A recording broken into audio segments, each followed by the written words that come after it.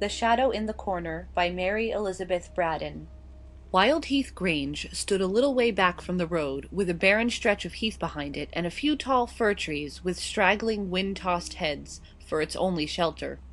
It was a lonely house on a lonely road, little better than a lane, leading across a desolate waste of sandy fields to the seashore, and it was a house that bore a bad name among the natives of the village of Holcroft, which was the nearest place where humanity might be found. It was a good old house, nevertheless, substantially built in the days when there was no stint of stone and timber, a good old grey stone house with many gables, deep window seats, and a wide staircase, long dark passages, hidden doors in queer corners, closets as large as some modern rooms, and cellars in which a company of soldiers might have lain perdu.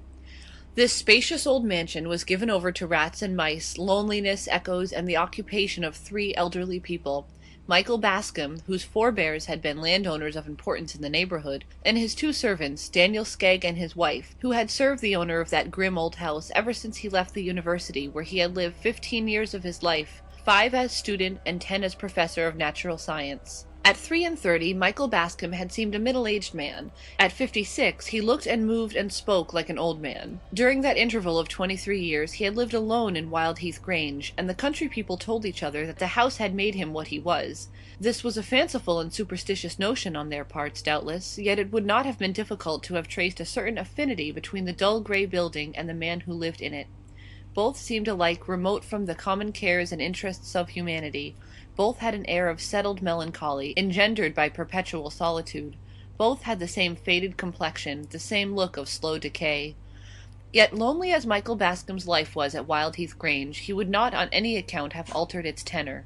He had been glad to exchange the comparative seclusion of college rooms for the unbroken solitude of Wild Heath. He was a fanatic in his love of scientific research, and his quiet days were filled to the brim with labors that seldom failed to interest and satisfy him. There were periods of depression, occasional moments of doubt, when the goal towards which he strove seemed unattainable, and his spirit fainted within him.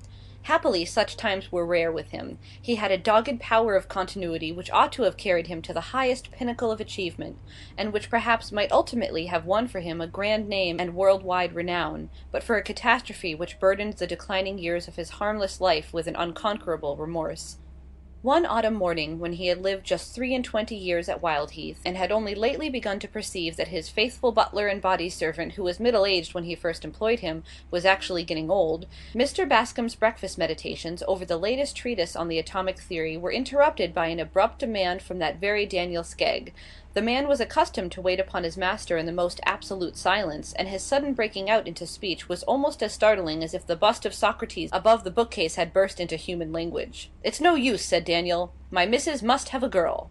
"A what?" demanded Mr. Bascom, without taking his eyes from the line he had been reading. "A girl. A girl to trot about and wash up and help the old lady. She's getting weak on her legs, poor soul. We've none of us grown younger in the last 20 years. 20 years, echoed Michael Bascom scornfully. What is 20 years in the formation of a strata? What even in the growth of an oak, the cooling of a volcano? Not much, perhaps, but it's apt to tell upon the bones of a human being. The manganese staining to be seen upon some skulls would certainly indicate," began the scientist dreamily. "I wish my bones were only as free from rheumatics as they were 20 years ago," pursued Daniel testily, "and then, perhaps, I should make light of 20 years. Howsoever, the long and short of it is, my missus must have a girl.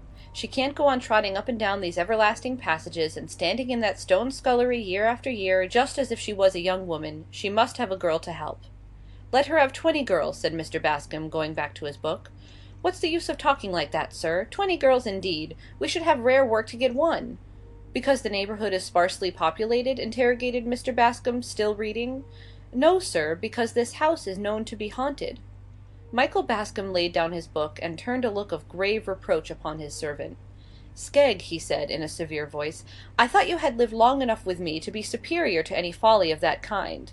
"I don't say that I believe in ghosts," answered Daniel, with a semi-apologetic air, "but the country people do. There's not a mortal among 'em that will venture across our threshold after nightfall. Merely because Anthony Bascom, who led a wild life in London, and lost his money and land, came home here broken-hearted, and is supposed to have destroyed himself in this house, the only remnant of property that was left him out of a fine estate." "Supposed to have destroyed himself!" cried Skegg. "Why, the fact is as well known as the death of Queen Elizabeth, or the Great Fire of London. Why, wasn't he buried at the crossroads between here and Holcroft?" "An idle tradition for which you could produce no substantial proof," retorted Mr. Bascom. "I don't know about proof, but the country people believe it as firmly as they believe their gospel. If their faith in the gospel was a little stronger, they need not trouble themselves about Anthony Bascom." "Well," grumbled Daniel, as he began to clear the table, "a girl of some kind we must get, but she'll have to be a foreigner, or a girl that's hard driven for a place." When Daniel Skegg said a foreigner, he did not mean the native of some distant clime, but a girl who had not been born and bred at Holcroft. Daniel had been raised and reared in that insignificant hamlet, and, small and dull as it was, he considered the world beyond it only margin. Michael Bascom was too deep in the atomic theory to give a second thought to the necessities of an old servant. Mrs. Skegg was an individual with whom he rarely came in contact. She lived, for the most part, in a gloomy region at the north end of the house, where she ruled over the solitude of a kitchen that looked like a cathedral, and numerous offices of the sculler, larder, and pantry class, where she carried on a perpetual warfare with spiders and beetles, and wore her old life out in the labor of sweeping and scrubbing. She was a woman of severe aspect, dogmatic piety, and a bitter tongue. She was a good plain cook, and ministered diligently to her master's wants. He was not an epicure, but liked his life to be smooth and easy, and the equilibrium of his mental power would have been disturbed by a bad dinner.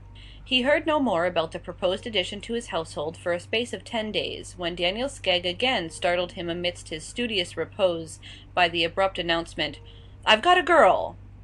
"Oh," said Michael Bascom, "have you?" And he went on with his book. This time he was reading an essay on phosphorus and its functions in relation to the human brain. "Yes," pursued Daniel, in his usual grumbling tone, "she was a waif and a stray, or I shouldn't have got her. If she'd been a native, she'd never have come to us." "I hope she's respectable," said Michael. "Respectable! That's the only fault she has, poor thing. She's too good for the place. She's never been in service before, but she says she's willing to work, and I dare say my old woman will be able to break her in. Her father was a small tradesman at Yarmouth. He died a month ago, and left this poor thing homeless. Mrs. Midge at Holcroft is her aunt, and she said to the girl, 'Come and stay with me till you get a place,' and the girl has been staying with Mrs. Midge for the last 3 weeks, trying to hear of a place. When Mrs. Midge heard that my missus wanted a girl to help, she thought it would be the very thing for her niece Maria. Luckily, Maria had heard nothing about this house, so the poor innocent dropped me a curtsy and said she'd be thankful to come, and would do her best to learn her duty. She'd had an easy time of it with her father, who had educated her above her station, like a fool as he was," growled Daniel. "By your own account, I'm afraid you've made a bad bargain," said Michael. "You don't want a young lady to clean kettles and pans." "If she was a young duchess, my old woman would make her work," retorted Skegg decisively. "And pray, where are you going to put this girl?" asked Mr. Bascom rather irritably. "I can't have a strange young woman tramping up and down the passages outside my room. You know what a wretched sleeper I am, Skegg. A mouse behind the wainscot is enough to wake me." "I've thought of that," answered the butler, with his look of ineffable wisdom. "I'm not going to put her on your floor. She's to sleep in the attics." "Which room?" "The big one at the north end of the house. That's the only ceiling that doesn't let water. She might as well sleep in a shower bath as in any of the other attics." "The room at the north end," repeated Mr. Bascom thoughtfully. "Isn't that—" "Of course it is," snapped Skegg, "but she doesn't know anything about it." Mr. Bascom went back to his books, and forgot all about the orphan from Yarmouth, until one morning, on entering his study, he was startled by the appearance of a strange girl, in a neat black and white cotton gown, busy dusting the volumes which were stacked in blocks upon his spacious writing-table, and doing it with such deft and careful hands that he had no inclination to be angry at this unwonted liberty. Old Mrs. Skegg had religiously refrained from all such dusting, on the plea that she did not wish to interfere with the master's ways. One of the master's ways, therefore, had been to inhale a good deal of dust in the course of his studies. The girl was a slim little thing, with a pale and somewhat old-fashioned face, flaxen hair, braided under a neat muslin cap, a very fair complexion, and light blue eyes. They were the lightest blue eyes Michael Bascom had ever seen, but there was a sweetness and gentleness in their expression which atoned for their insipid colour. "I hope you do not object to my dusting your books, sir," she said, dropping a curtsy. She spoke with a quaint precision which struck Michael Bascom as a pretty thing in its way. "No, I don't object to cleanliness, so long as my books and papers are not disturbed. If you take a volume off my desk, replace it on the spot you took it from. That's all I ask." "I will be very careful, sir." "When did you come here?" "Only this morning, sir." The student seated himself at his desk, and the girl withdrew, drifting out of the room as noiselessly as a flower blown across the threshold. Michael Bascom looked after her curiously. He had seen very little of youthful womanhood in his dry-as-dust career, and he wondered at this girl as a creature of a species hitherto unknown to him. How fairly and delicately she was fashioned, what a translucent skin, what soft and pleasing accents issued from those rose-tinted lips. A pretty thing, assuredly, this kitchen wench. A pit that in all this busy world there could be no better work found for her than the scouring of pots and pans. Absorbed in considerations about dry bones, Mr. Bascom thought no more of the pale-faced handmaiden. He saw her no more about his rooms. Whatever work she did there was done early in the morning, before the scholars' breakfast. She had been a week in the house when he met her one day in the hall. He was struck by the change in her appearance. The girlish lips had lost their rosebud hue, the pale blue eyes had a frightened look, and there were dark rings around them, as in one whose nights had been sleepless or troubled by evil dreams. Michael Bascom was so startled by an undefinable look in the girl's face, reserved as he was by habit and nature, he expanded so far as to ask her what ailed her. "There is something amiss, I am sure," he said. "What is it?" "Nothing, sir," she faltered, looking still more scared at his question. "Indeed, it is nothing, or nothing worth troubling you about." "Nonsense! Do you suppose because I live among books I have no sympathy with my fellow creatures? Tell me what is wrong with you, child. You have been grieving about the father you have lately lost, I suppose." "No, sir, it is not that. I shall never leave off being sorry for that. It is a grief which will last me all my life." "What, there is something else, then?" asked Michael impatiently. "I see, you are not happy here. Hard work does not suit you. I thought as much." "Oh, sir, please don't think that," cried the girl very earnestly. "Indeed, I am glad to work, glad to be in service. It is only—" She faltered and broke down, the tears rolling slowly from her sorrowful eyes, despite her effort to keep them back. "Only what?" cried Michael, growing angry. "The girl is full of secrets and mysteries. What do you mean, wench?" I know it is very foolish, sir, but I am afraid of the room where I sleep." "Afraid? Why?" "Shall I tell you the truth, sir? Will you promise not to be angry?" "I will not be angry if you will only speak plainly, but you provoke me by these hesitations and suppressions. And please, sir, do not tell Mrs. Skegg that I have told you. She would scold me, or perhaps even send me away." "Mrs. Skegg shall not scold you. Go on, child." "You may not know the room where I sleep, sir. It is a large room at one end of the house, looking towards the sea. I can see the dark line of water from the window, and I wonder sometimes to think that it is the same ocean I used to see when I was a child at Yarmouth. It is very lonely, sir, at the top of the house. Mr. and Mrs. Skegg sleep in a little room near the kitchen, you know, sir, and I am quite alone on the top floor."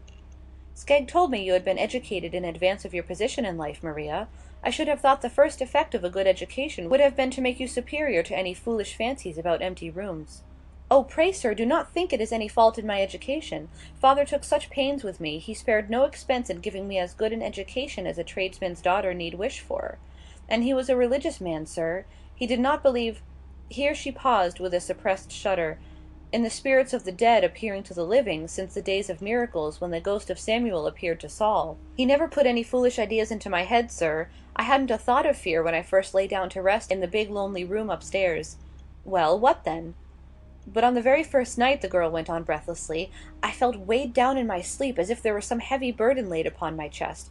It was not a bad dream, but it was a sense of trouble that followed me all through my sleep, and just at daybreak—it begins to be light a little after 6—I woke suddenly, with the cold perspiration pouring down my face, and knew that there was something dreadful in the room."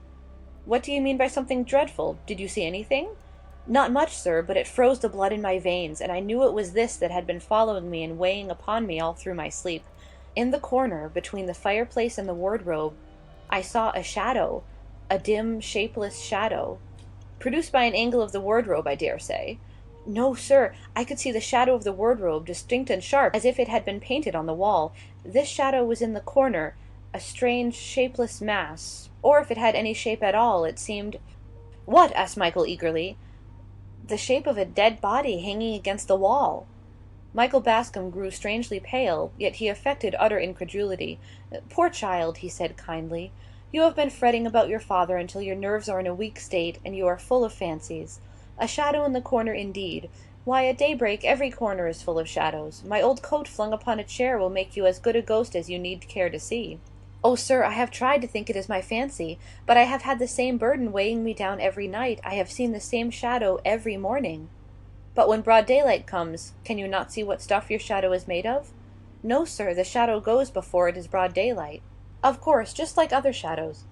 "Come, come, get these silly notions out of your head, or you will never do for the work-a-day world. I could easily speak to Mrs. Skegg, and make her give you another room if I wanted to encourage you in your folly. But that would be about the worst thing I could do for you. Besides, she tells me that all the other rooms on that floor are damp, and, no doubt, if she shifted you into one of them, you would discover another shadow in another corner, and get rheumatism into the bargain. No, my good girl, you must try to prove yourself the better for a superior education." "I will do my best, sir," Maria answered meekly, dropping a curtsy. Maria went back to the kitchen sorely depressed. It was a dreary life she led at Wildheath Grange, dreary by day, awful by night, for the vague burden and the shapeless shadow, which seemed so slight a matter to the elderly scholar, were unspeakably terrible to her. Nobody had told her that the house was haunted, yet she walked about those echoing passages wrapped round with a cloud of fear. She had no pity from Daniel Skegg and his wife. Those two pious souls had made up their minds that the character of the house should be upheld so far as Maria went. To her, as a foreigner, the Grange should be maintained to be an immaculate dwelling, tainted by no sulphurous blast from the underworld. A willing, biddable girl had become a necessary element in the existence of Mrs. Skegg. That girl had been found, and that girl must be kept.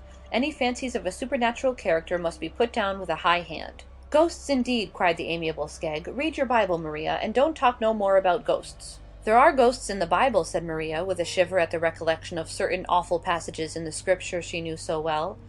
"Ah, they was in their right place, or they wouldn't ha' been there," retorted Mrs. Skegg. "You ain't a-going to pick holes in your Bible, I hope, Maria, at your time of life?"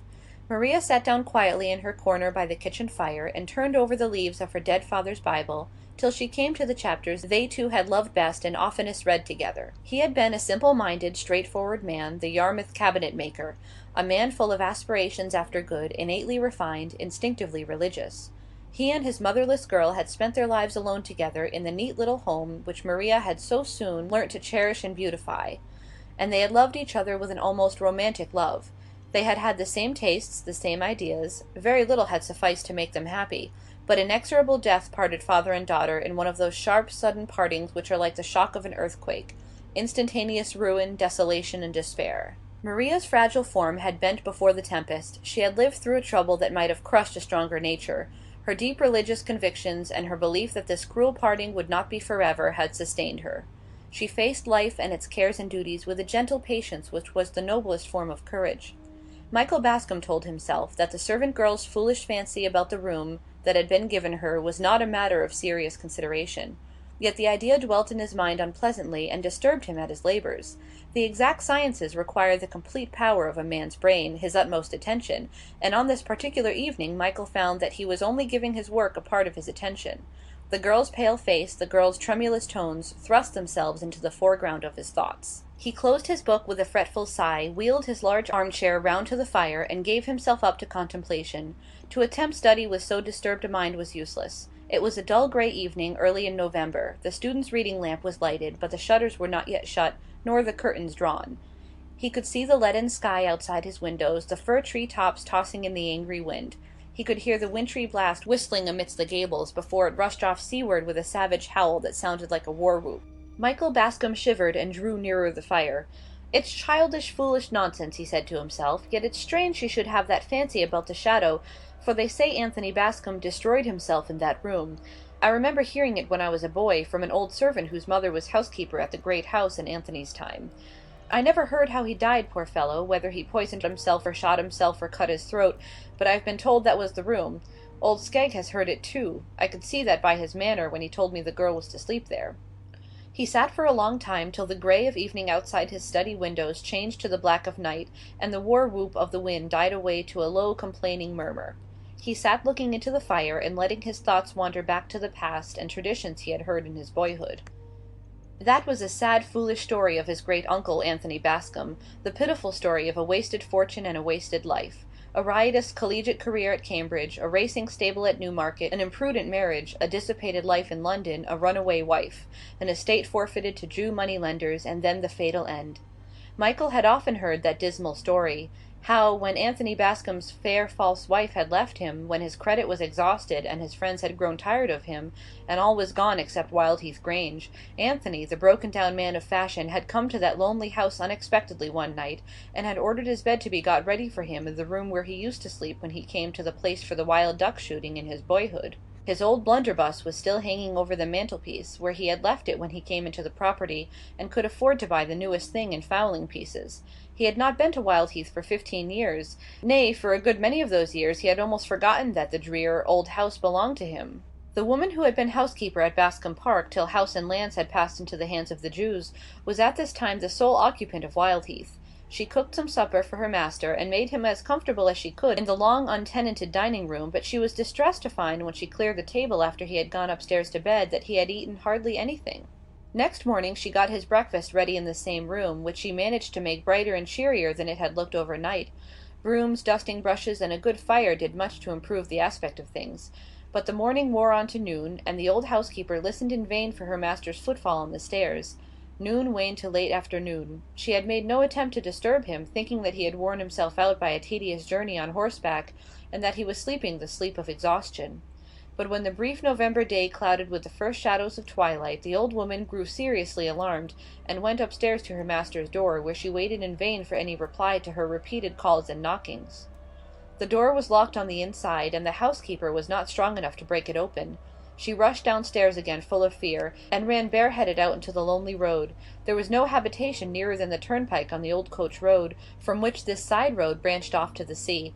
There was scanty hope of a chance passer-by. The old woman ran along the road, hardly knowing whither she was going, or what she was going to do, but with a vague idea that she must get somebody to help her. Chance favoured her. A cart, laden with seaweed, came lumbering slowly along from the level line of sands yonder where the land melted into water. A heavy lumbering farm labourer walked beside the cart. "For God's sake, come in and burst open my master's door," she entreated, seizing the man by the arm. "He's lying dead or in a fit, and I can't get to help him." "All right, missus," answered the man, as if such an invitation were a matter of daily occurrence. "Whoa, Dobbin! Stand still, horse, and be donged to thee." Dobbin was glad enough to be brought to anchor on the patch of waste grass in front of the Grange garden. His master followed the housekeeper upstairs, and shattered the old-fashioned box lock with one blow of his ponderous fist. The old woman's worst fear was realized. Anthony Bascombe was dead. But the mode and manner of his death Michael had never been able to learn. The housekeeper's daughter, who told him the story, was an old woman when he was a boy. She had only shaken her head and looked unutterable things when he questioned her too closely. She had never even admitted that the old squire had committed suicide. Yet the tradition of his self-destruction was rooted in the minds of the natives of Holcroft, and there was a settled belief that his ghost, at certain times and seasons, haunted Wildheath Grange. Now Michael Bascombe was a stern materialist. For him the universe with all its inhabitants was a great machine governed by inexorable laws. To such a man the idea of a ghost was simply absurd, as absurd as the assertion that 2 and 2 make 5, or that a circle can be formed of a straight line. Yet he had a kind of dilettante interest in the idea of a mind which could believe in ghosts. The subject offered an amusing psychological study. This poor little pale girl now had evidently got some supernatural terror into her head, which could only be conquered by rational treatment. "I know what I ought to do," Michael Bascombe said to himself suddenly.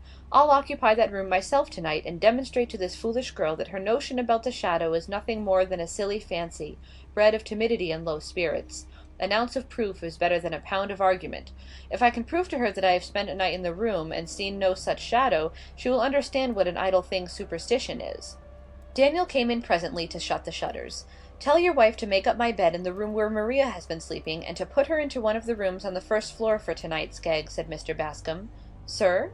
Mr. Bascombe repeated his order. "That silly wench has been complaining to you about her room," Skegg exclaimed indignantly. "She doesn't deserve to be well fed and cared for in a comfortable home. She ought to go to the workhouse."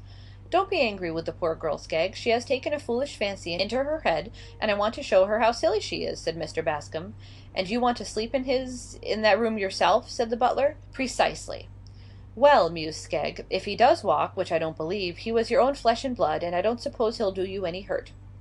When Daniel Skegg went back to the kitchen, he railed mercilessly at poor Maria, who sat pale and silent in her corner by the hearth, darning old Mr. Skegg's grey worsted stockings, which were the roughest and harshest armour that ever human foot clothed itself withal. "Was there ever such a whimsical, fine, ladylike miss," demanded Daniel, "to come into a gentleman's house, and drive him out of his own bedroom to sleep in an attic, with her nonsenses and vagaries?" If this was the result of being educated above one's station, Daniel declared that he was thankful he had never got so far in his schooling as to read words of 2 syllables without spelling. Education might be hanged for him, if this was all it led to. "I am very sorry," faltered Maria, weeping silently over her work. "Indeed, Mr. Skegg, I made no complaint. My master questioned me, and I told him the truth. That was all." "All!" exclaimed Mr. Skegg irately. "All indeed! I should think it was enough." Poor Maria held her peace. Her mind, fluttered by Daniel's unkindness, had wandered away from that bleak big kitchen to the lost home of the past, the snug little parlor where she and her father had sat beside the cozy hearth on such a night as this, she with her smart work-box and her plain sewing, he with the newspaper he loved to read, the petted cat purring on the rug, the kettle singing on the bright brass trivet, the tea-tray pleasantly suggestive of the most comfortable meal in the day. Oh, those happy nights, that dear companionship, were they really gone for ever, leaving nothing behind them but unkindness and servitude? Michael Bascom retired later than usual that night. He was in the habit of sitting at his books long after every other lamp but his own had been extinguished. The Skeggs had subsided into silence and darkness in their dreary ground-floor bedchamber. Tonight his studies were of a peculiarly interesting kind, and belonged to the order of recreative reading rather than of hard work. He was deep in the history of that mysterious people who had their dwelling-place in the Swiss lakes, and was much exercised by certain speculations and theories about them. The old 8-day clock on the stairs was striking 2 as Michael slowly ascended, candle in hand, to the hitherto unknown region of the attics. At the top of the staircase he found himself facing a dark narrow passage which led northwards, a passage that was in itself sufficient to strike terror to a superstitious mind, so black and uncanny did it look. "Poor child," mused Mr. Bascom, thinking of Maria, "this attic floor is rather dreary, and for a young mind prone to fancies—" He had opened the door of the north room by this time, and stood looking about him. It was a large room, with a ceiling that sloped on one side, but was fairly lofty upon the other, an old-fashioned room, full of old-fashioned furniture, big, ponderous, clumsy, associated with the day that was gone and people that were dead. A walnut-wood wardrobe stared him in the face, a wardrobe with brass handles, which gleamed out of the darkness like diabolical eyes. There was a tall 4-post bedstead, which had been cut down on one side to accommodate the slope of the ceiling, and which had a misshapen and deformed aspect in consequence. There was an old mahogany bureau that smelt of secrets. There were some heavy old chairs with rush bottoms, mouldy with age and much worn. There was a corner washstand with a big basin and a small jug, the odds and ends of past years. Carpet there was none, save a narrow strip beside the bed. "It is a dismal room," mused Michael, with the same touch of pity for Maria's weakness which he had felt on the landing just now. To him it mattered nothing where he slept, but having let himself down to a lower level by his interest in the Swiss lake people, he was in a manner humanized by the lightness of his evening's reading, and was even inclined to compassionate the weaknesses of a foolish girl. He went to bed, determined to sleep his soundest. The bed was comfortable, well supplied with blankets, rather luxurious than otherwise, and the scholar had that agreeable sense of fatigue which promises profound and restful slumber. He dropped off to sleep quickly, but woke with a start 10 minutes afterwards. What was this consciousness of a burden of care that had awakened him, this sense of all-pervading trouble that weighed upon his spirits and oppressed his heart, this icy horror of some terrible crisis in life through which he must inevitably pass? To him these feelings were as novel as they were painful. His life had flowed on with smooth and sluggish tide, unbroken by so much as a ripple of sorrow. Yet tonight he felt all the pangs of unavailing remorse, the agonizing memory of a life wasted, the stings of humiliation and disgrace, shame, ruin, a hideous death which he had doomed himself to die by his own hand. These were the horrors that pressed him round and weighed him down as he lay in Anthony Bascom's room. Yes, even he, the man who could recognize nothing in nature or in nature's God, better or higher than an irresponsible and invariable machine governed by mechanical laws, was fain to admit that here he found himself face to face with a psychological mystery. This trouble which came between him and sleep was the trouble that had pursued Anthony Bascom on the last night of his life. So had the suicide felt as he lay in that lonely room, perhaps striving to rest his wearied brain with one last earthly sleep before he passed to the unknown intermediate land where all is darkness and slumber. And that troubled mind had haunted the room ever since. It was not the ghost of the man's body that returned to the spot where he had suffered and perished, but the ghost of his mind, his very self. No meaningless simulacrum of the clothes he wore and the figure that filled them. Michael Bascom was not the man to abandon his high ground of skeptical philosophy without a struggle. He tried his hardest to conquer this oppression that weighed upon mind and sense. Again and again he succeeded in composing himself to sleep, but only to wake again and again to the same torturing thoughts, the same remorse, the same despair. So the night passed in unutterable weariness, for though he told himself that the trouble was not his trouble, that there was no reality in the burden, no reason for the remorse, These vivid fancies were as painful as realities, and took as strong a hold upon him. The first streak of light crept in at the window, dim and cold and grey. Then came twilight, and he looked at the corner between the wardrobe and the door. Yes, there was the shadow. Not the shadow of the wardrobe only, that was clear enough, but a vague and shapeless something which darkened the dull brown wall, so faint, so shadow, that he could form no conjecture as to its nature or the thing it represented. He determined to watch this shadow till broad daylight, but the weariness of the night had exhausted him, and before the first dimness of dawn had passed away he had fallen fast asleep, and was tasting the blessed balm of undisturbed slumber. When he woke the winter sun was shining in at the lattice, and the room had lost its gloomy aspect. It looked old-fashioned and grey and brown and shabby, but the depth of its gloom had fled with the shadows and the darkness of night. Mr. Bascom rose refreshed by a sound sleep which had lasted nearly 3 hours.